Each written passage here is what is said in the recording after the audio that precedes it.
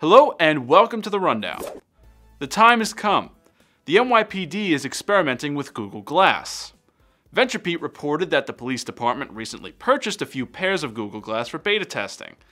The hope is that Google Glass's capabilities could aid police officer surveillance and enforcement duties. That's not the most far-fetched thing in the world.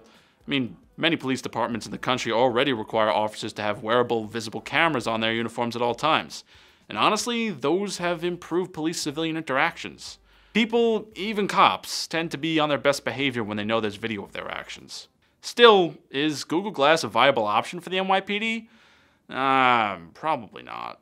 Google says it's not sponsoring police departments or discounting anything, so it looks like the NYPD had to lay out $1,500 a pair just like everyone else. Considering shoulder cameras have been in use for years and are already effective, it's tough to make an argument for Google Glass.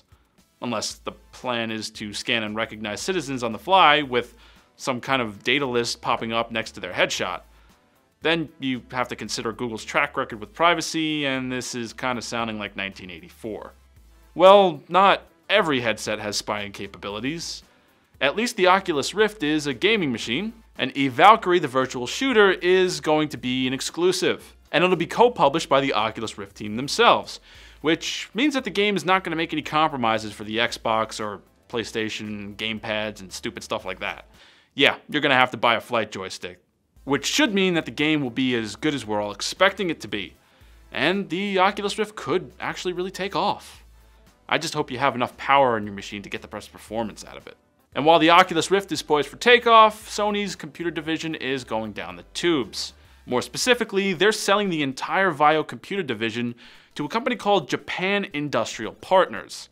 They specialize in investments and business turnaround deals. In English, that means that the Vaio line will probably be outsourced, or at least it'll be rebranded altogether since JIP is not an IT company. Now that their computer line will be booted, Sony can concentrate on the smartphone market and maybe improve its Xperia line. That also leaves more thinking and salary space for PlayStation endeavors. But Sony will still be cutting 5,000 jobs that went with the PC. Thanks for joining us on another episode of The Rundown. You can follow the show on Facebook and Twitter at IBTimesTV.